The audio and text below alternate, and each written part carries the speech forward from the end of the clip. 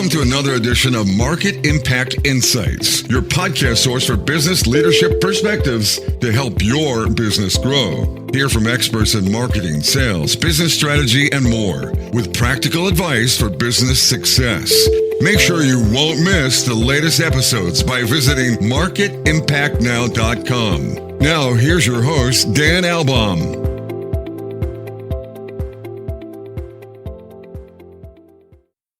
Before joining this week's podcast, I wanted to share some exciting news.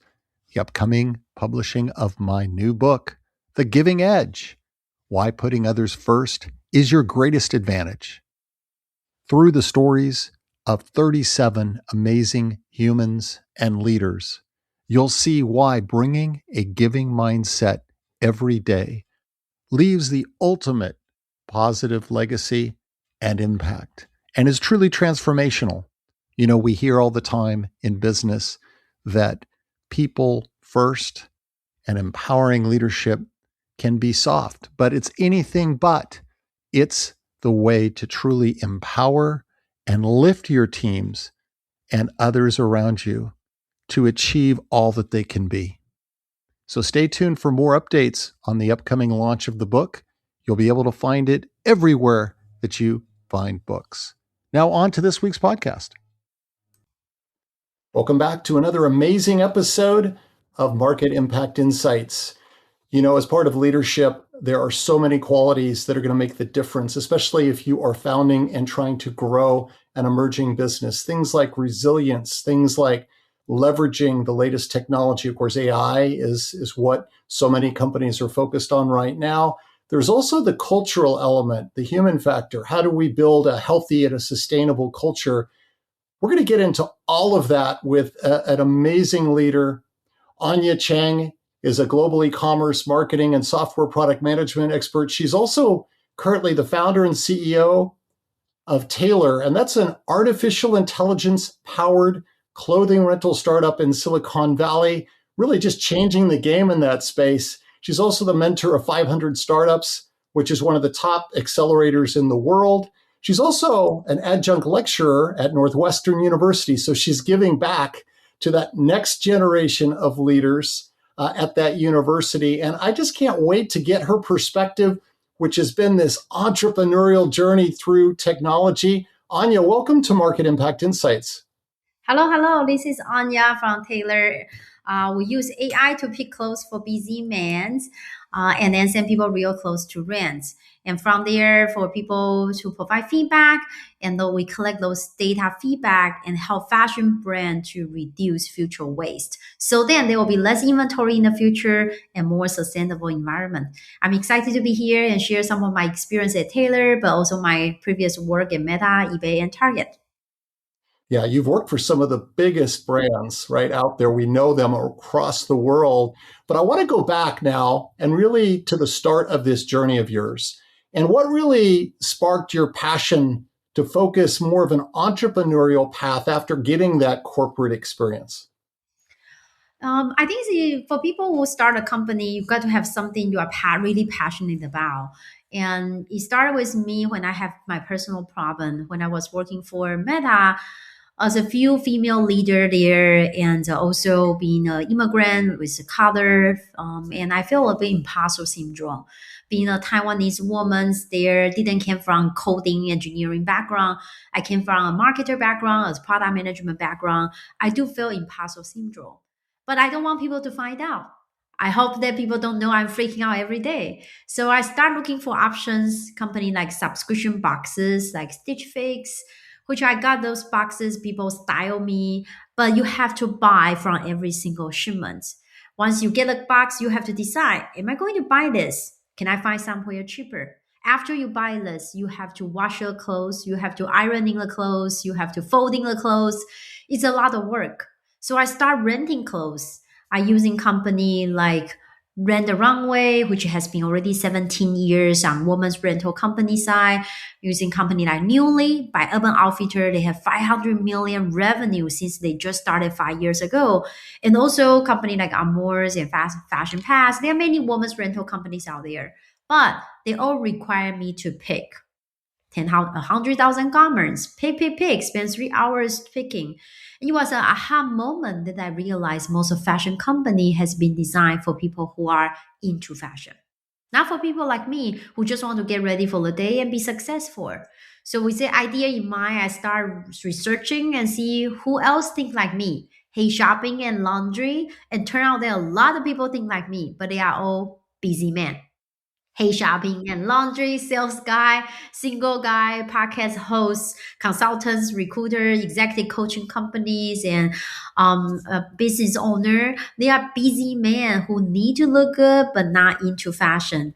And turn out that that's how Taylor was born. Become a AI stylist. We send people real clothes for them to rent, so they return the dirty clothes and get new items. No more shopping or laundry. So I would say starting a startup would definitely need something that you are passionate about, a problem you want to solve, or a problem that align with your mission. I want to help more people achieve their goal.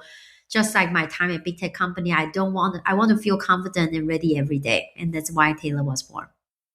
Yeah. And when you think about your experience in starting this company now and you look back on it, what's some of the biggest personal learning you've taken from that? And have there been surprises for you along the way? Yeah, so I think so. One of the biggest learning was to believe in yourself. I know it sounds cliche, but it's actually pretty hard. So I worked for big tech company for 15 years, but once I became startup founder, everyone is trying to mentor startup founder. Oh, you don't know stuff. Let me tell you. When you go to meetings, everyone talk to those big company person and no longer talk to you. You are the same person before, right? So, but I remember first time when I went to a big startup competitions, I found 42 judges to practice the interview, and the pitch was perfect because I practiced with formal 42 judges. But when the judge asked me question, I wasn't able to answer at all. I was stunned. Why? Because in my head, I wasn't trying to answer. I was thinking, oh, yeah, this question, the practice judge number two asked me, and I put a date, a number of the person's answer in appendix number three, and the answer was what? I didn't believe that I could answer the question. I'm just a startup founder. What do I know? No, I was the same person since I ran those big tech companies, tech and product team for 15 years. But of course, we lost the competition because I didn't believe that I could answer the question. And I went home, I look at the answer. I totally know all of those questions' answers. So lesson learned from there, I realized if you don't believe in yourself, no one else will do. And people don't follow leader who memorizing script. People follow leader who have opinion. So from there, and it turned out that believe in yourself and become a lot better and doing what I do. And that's how fast forward now. We have investors who are largest consumer tech VC in the world, founder of YouTube, early investor behind Hello Kitty, Spotify, Facebook, and TikTok. People won't invest in you or won't partner with you unless they think you know what you're doing. Yeah. And you hit on something there that's really important, which is being genuine. And, I found that, team members, if you're giving a presentation, they're far more perceptive than sometimes we think they are, or being able to kind of dissect if we're not really being authentic, if we are reading off, as you said, a script. So part of it, right, is just being comfortable of just being yourself, right? And it's going to be less than perfect, but that it's good enough. Have you seen that come into play a lot? Yeah, I think so. A lot is more of people want to hear your point of view, right? Just like when you are in big tech companies, a lot of people in their meetings, but why you're invited? Because people want to hear your point of view. So people want to hear your point of view, and most importantly, people want a problem solver. So when I was in big companies, and I tend to think about how can I sit on the executive table when people will listen to me. And what I found was the way to sit on the executive table is to forget who you are and just be a problem solver. So instead of going to a meeting and thinking about, okay, I'm a marketer, I want to promote the marketing team, or I'm a startup founder, I want to pitch my startup idea, understand the other party's problems. What problem are we solving? Okay, there's customer issues or customer retention or growth or innovations issue, and think about how can you solve the problem. But don't worry, because you are a marketer or you are a product person, you are an engineer. So the answer you provide will be genuinely just relevant to the area that is your domain knowledge, that you are domain knowledge expert. So just being a problem solver and helping on that, and you will get on the executive table. Yeah, imagine having a company of problem solvers that are able to like set their functional title aside and just think about how they can contribute to that. And I guess that's where you get that critical mass where everyone kind of has that mindset. Now you can get to real meaningful innovation. That must be really something when you see it click, when it comes together. Yeah, I realized just like nobody likes sales guy, right? But people do like having someone solve your problem, right? So selling insurance, you're not selling insurance, you are helping two people solve the problem. That when they are sick, there's stuff that they can't there's money they can get, right? So same thing in our menswear rental company. We are not selling clothes, we are selling a chance to succeed because our customer dress up for their date night, so then they can get a day, get a job, close a deal. Most of our customers don't care about what they wear. They care about looking good so that they can close a deal or get the jobs. And so really deeply understand what problem are you solving, who is your audience. And we realize we are not selling clothes. We are selling a peace of mind. We are selling a chance to succeed. We are selling the gadget guy behind the superhero.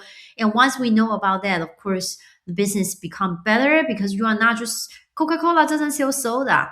They sell sense of freedom, right? So same thing. When you're driving the Tesla car, the watches doesn't cost that much money, right? But why you are wearing a watch? Because you are buying a status or a support for sustainability or whatever things that you are really buying.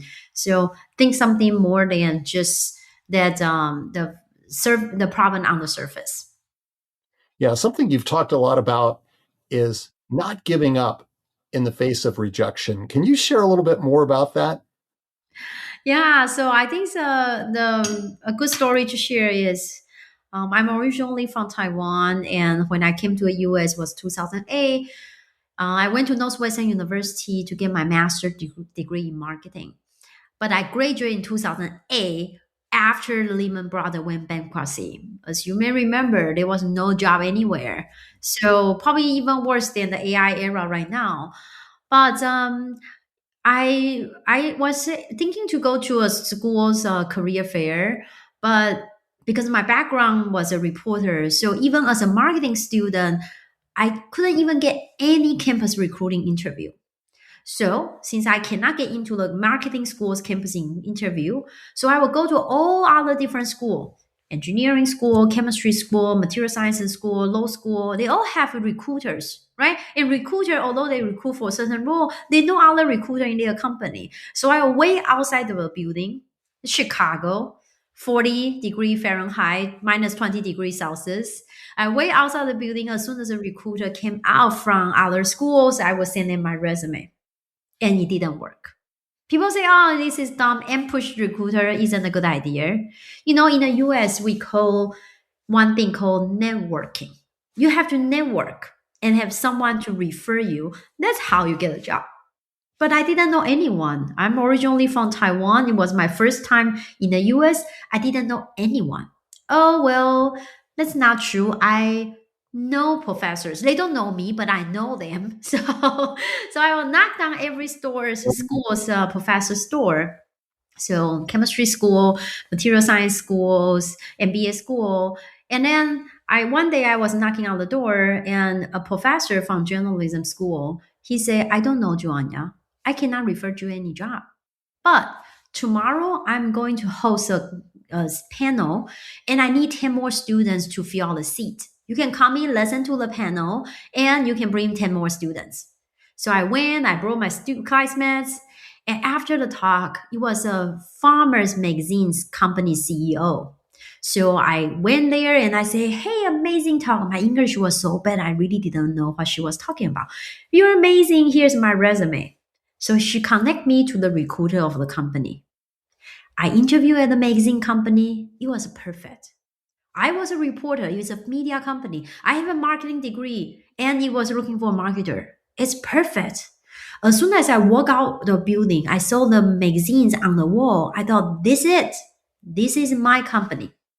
So a few weeks after, I follow up with a recruiter. The recruiter say, Anya, stop calling me. I was laid off.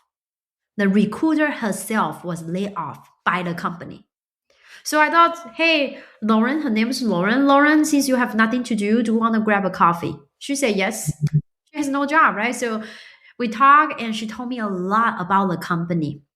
She told me what was the business problem, who was the advertisers, and who was the decision maker. She also gave me an idea. She said, have you heard of New York and LA? They are bigger cities in the US. Bigger city has more jobs. So with that idea in mind, I went on 2 months sleeping on different friends' couches every week. I print out 2,000 Northwestern University alumni and calling each one of them asking for coffee chat. And I met with a lot of people, but I was very interested in working for media company. So I bought all of the newspapers from the newsstand. You know, in New York, they have those newsstands. Yeah. In the old time, the newspaper would say, publisher name so and so. If you want advertise, call this number. So I called calling all of those publishers and eventually actually met with most of them, CEOs of New York Times, CNN's VPs, and many more. This is working, but this is too slow. I can only meet one at a time. So I thought I want to go to conference. Conference, I can meet a lot of people there, but conference tickets are very expensive. So I reached back out to a Taiwan magazine company and I asked them, would you like me to cover this amazing conference in New York for free? They said yes. I called the conference. I said, I'm a reporter from Taiwan. Please give me a press ticket and got into the conference. And after this, I met hundreds of people, but nobody was hiring. I went back to Chicago. I was ready to go home. But before I went, I realized I learned a lot during this process. Even though I didn't get the job, every time you go on information interview, you read through stuff and you learn Yeah. something. So I circled back with the Farmers Magazine company, the one that laid off their recruiters. I say, hey, CEO Peggy, would you like to know what your competitors are working on? She said yes. Before I went on interview their readers who are farmers and salon owners. I interview their advertiser. You open a newspaper, their magazine, you can see their advertiser's name. And of course, I interview their former employee and I put together a business plan. I told them, hey, if you want ever doing this, this is what your competitors doing based on your readers. This is what there are a few things I think you should do. If you want to do this, I think you should hire someone with a marketing background, with a media background. And I happen to know someone. Anya Chen here. Yeah, and she asked me if I want to be a contractor. My English was really bad. I didn't know what contractor means. I said yes. I went home. I Googled contractor. What is that? Yeah. Yeah, and I didn't know why she want me to be a plumber because a contractor, when you Google, it was all plumbing companies come out. I didn't know why she want me to be a plumber. Oh, But anyway, I became a contractor of the media company and fast forward, worked for years, Target, McDonald's, become a senior director at McDonald's and head of product at eBay and led Facebook Instagram shopping at Facebook. And then now Taylor launching my own AI company. yeah. What a great example of not trying to just force yourself into an existing network because you didn't have one, but actually creating your own path, creating your own network, leveraging each of those relationships with the reporter, getting with the recruiter, leveraging that reporting background, the curiosity, all that good stuff. And that's a nice segue into the world we're in right now. What a dynamic place, right? There's just so much change going on, and AI is right at the center of all of it. Anya, from your perspective, there's a lot of opinions out there, a lot of points of view about AI. What are some of the biggest misconceptions that you see that are still out there around how that's going to impact strategy and how we get things done? Yeah, I think the era of AI is very different from the era of algorithm. If you look at the last generation, We all care about algorithm, right? Google is the algorithm, the black boxes. Netflix is the algorithm recommend you the best movie to watch. Right? So it's all about algorithm. But currently, the era of AI is all about data. It's about unique data, right? Because if you don't have unique data, everyone can check GPT. They all find the same information. The data becomes so valuable. And all of you probably have some sort of proprietary data, right? For example, like here at Taylor, we are a rental company, so we know which item can be worn how many times. And in the old time, which company is more sustainable? Oh, Patagonia or whatever company. Why? How do you know? Oh, because their advertising say so, right? It was all because on who has more marketing budget. But in a company, we actually know the true quality of a garment. Just like airport rental car, they actually know which car need more mechanical support, while which car is better, easier to maintain. And they all have those proprietary data. Or AI only know the past, not the future. But now we are working with over 100 different fashion brands, and they are all designing something 2 years down the road in the future. So the company have proprietary data become a lot more valuable. So think about what data you have. My friend is a dentist. He has 3 practice in the Bay Area. So he has the images of teeth problem. He used it to train the AI to detect what's the teeth problem. And a lot of his customers are from certain regions. So he has this unique data from these regions, and he used it to train the AI to detect what's the problem. So another entrepreneur, he is doing lobster business. In the old time, he will have human to decide, okay, is this lobster old enough to be captured? And now he used AI to decide, okay, this is old enough, not too young, not too old, and capture the lobster. So the era now is all about unique data. So think about what are the things that you have, you know how data insights that otherwise other people don't have. Yeah, yeah. And it's going to drive better decision making, right? Because if it's information driven, if it's data driven, then hopefully the confidence level in those decisions, right, goes up over time. That's right. So a lot of think about what problem are you solving? Like when I was at eBay, we it was a time when AI was a big thing. So, but we launched a feature was take snap a picture.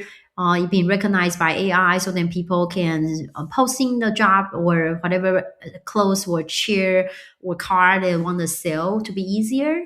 We launched a feature, but now a lot of people using that. Why? What we found out was a lot of our customers, they are seller, they really care about their item is being sold really fast. So they don't mind spending a time, make sure whatever they describe is perfect. Or my time at Target, my colleagues, they decide to launch an in-store GPS function. They think mom sometimes go to a store and they forget one thing in the store. So why not become an in-store GPS so you can turn right and turn left, turn right and turn left. And when you go to a store, you can never forget one thing because the app become an in-store GPS. They launch a feature, moms were not using it. Why? Moms, they are going to a store to get lost. They don't want the in-store GPS. They like to be brought up. It's Mommy, that spontaneity. Yeah, it's the surprise of what's down this next aisle, right? That's right. That's right. So turn out that wasn't very useful. So think about what problem are you solving, and that's still the key. Yeah. Well, I've had conversations on this podcast with so many company founders and CEOs. And, one of the things that they say is one of the toughest things that they've ever had to do is develop and then sustain a healthy culture in their companies. For you, Anya, what's made a difference for you to create that kind of a healthy culture? Yeah, I think um, it's a lot of encouraging people to participate. So for example, we all busy, so many times we could be very transactional, coming to meeting like not even hi, how are you by, and then start like part one, what's the deadline? Have you finished it? When are you going to finish it? So we start a simple channel called Thanks channel, just have people to thanks each other. I try to post it every Friday, say, hey, thanks Friday, please share love and thank someone you like. We all probably, if we kind of take a moment, we all have someone who we can thank for, but we probably so not has so dingy on sharing those feelings before. And I will also say that it's a little bit more calling out when you feel like something is can be better, and so and bring people to come to the table together and talk about it. People talk about the elephant in the room, right? There must be sometimes there's issues that we all know, but nobody like to be the person to face the conflict. But the reality is that many times, if you talk it through, you realize the conflict wasn't as big as you think, right? So we know the famous negotiation story. There's one orange, two sisters want the orange. Orange, orange, I want the orange, I want the orange. While when you ask why, a sister want to have an orange juice, while another sister need a skin to bake something. So if you ask why in detail, you might find out that it's not that much a conflict. People are thinking you needing different thing and don't have different points of view. So and then also I think understanding the point of view, different points of view is a good thing. When I was head of product for like eBay, for example, we tend to say if the product is going so well during the development process, usually is a bad product because it means that your team are not thinking through. You don't have debate, you don't have argue, everybody agree. Then tend to be a bad product because you are not 100% think like your audience. So if you don't think from all different angle and make sure you have a healthy discussion, turn out the product is a happy process on development, it will be a horrible process when you see the result. So having different points of view is a good thing. What do you think separates truly exceptional leadership from just good enough? I think so. What's separate from the true good leader is people can learn, because I don't think that everyone knows everything, right? And we think that people always have, we all have problems and short like strengths and weakness. And consumer is changing, technology changing, your team is changing, competitors changing. So for just like in the product side of it, we have a framework for agile. The first product is always bad, and we iterate it to make it better. When I start my company, I ask investors, say, hey, how do you think this idea? We send people clothes, they rent the clothes, or AI pick the clothes. He said, doesn't matter. Every startup founder, their first idea of a product is wrong. You just need a starting point and start testing and you get feedback. And even you get right, consumer change, and tomorrow you might be wrong again. So I think it's someone who can reflect and learn.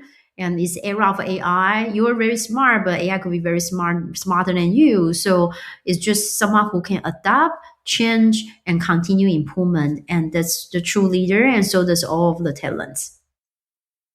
I think what I'm hearing there is just having a natural humbleness of knowing that you're not always going to have the right answer right out of the gate, and being open to the idea that the market and customers can teach you an awful lot. They always are.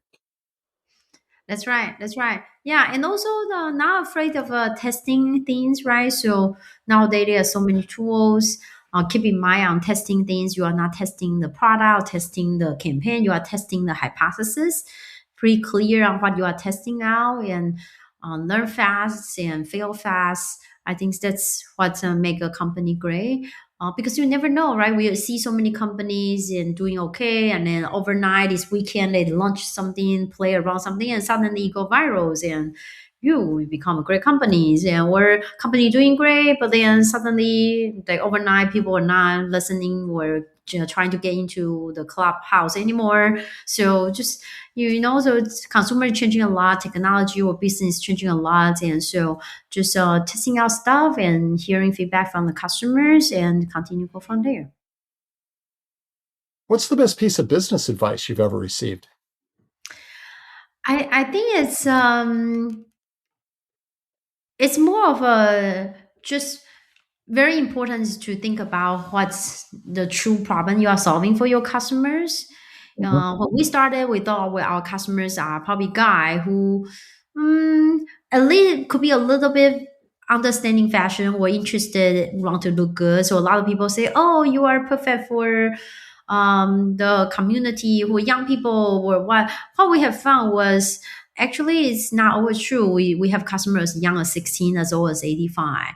But what they all have in common is they are socially active.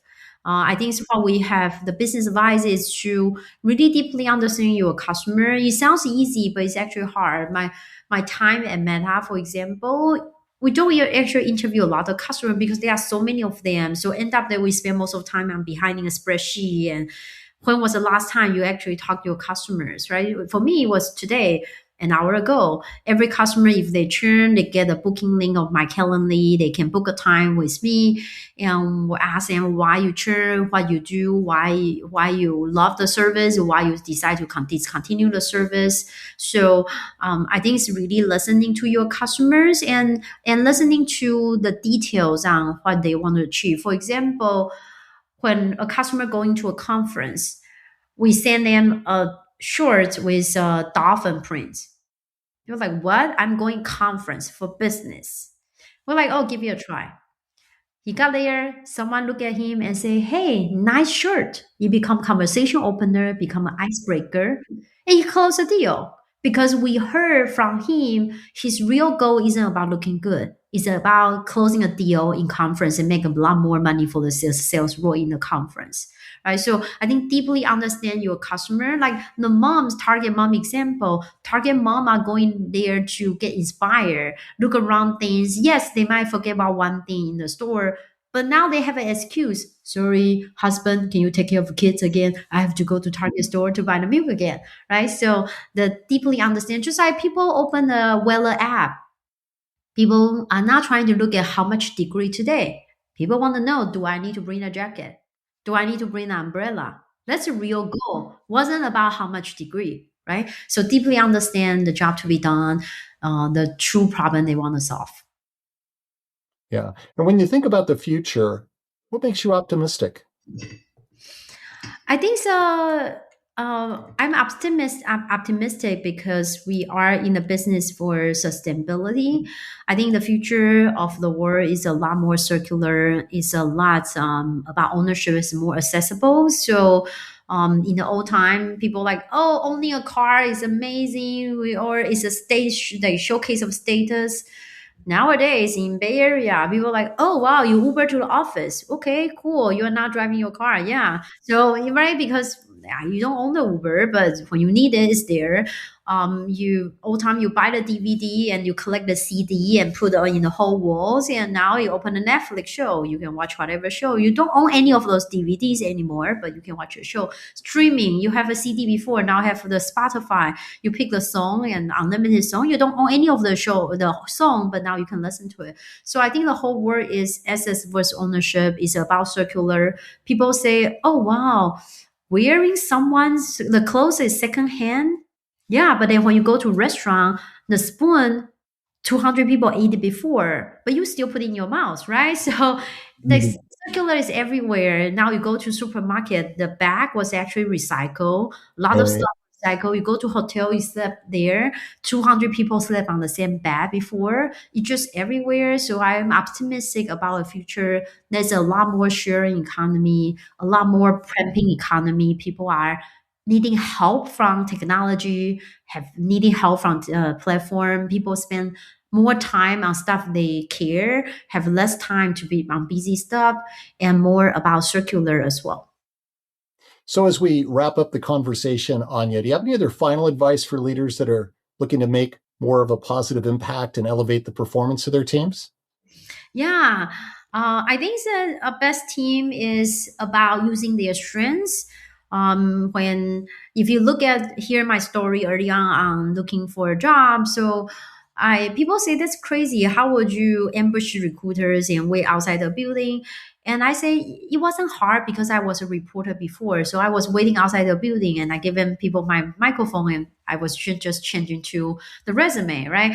And oh, it's really hard when you cover a story for a conference. No, it wasn't that hard. I was a reporter before. So covering a conference's story was easy peasy. So I would say leverage people's strengths. It's extremely difficult to fix your weakness. And whatever you do will never be better than people because that's your weakness. So, but the good thing is that strategy is a different path to go to a goal. iPhone is great, but very different from Android, right? One has great user experience, one has a lot of features.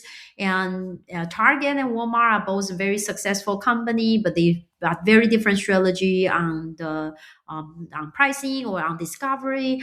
And so LeBron and Curry are amazing player. They play on very different strategy as well. So I would say you leverage your strengths, because when you are leveraging your strengths, you are not afraid to fail. For me, I wasn't trying that hard. I was just trying, hey, I know how to interview reader. I can put a business plan. I know how to find cold calling people because I was a reporter before. I know how to wait people outside the building because I was a reporter before. So when you are using your strengths, you are not afraid and you're wanting to try again. And that's trying again that eventually gets you not giving up and succeed. Well, Anya, what a great place to stop and just put that exclamation point on all the possibilities ahead. Thanks for sharing your perspective as a product leader, as a best-selling author, and as an entrepreneur with a growing company. It's giving inspiration to all of us. Really enjoyed our conversation. Yeah, thank you. If you're like me who hate shopping and laundry, want to look good, busy man, feel free to give a try on Taylor service.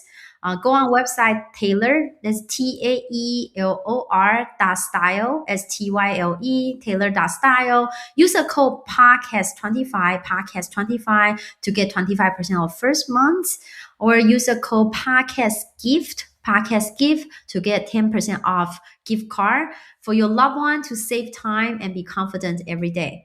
And for any business partners, if you are investors, if you are talents, and we are hiring a lot as well. If you are dating sites, schools, fitness center, we partner with Hollywood show production house and studio. So we'd love to partner with you on business side. So reach out to me. My email is Anya. That's Anya at taelor.ai, taelor.ai.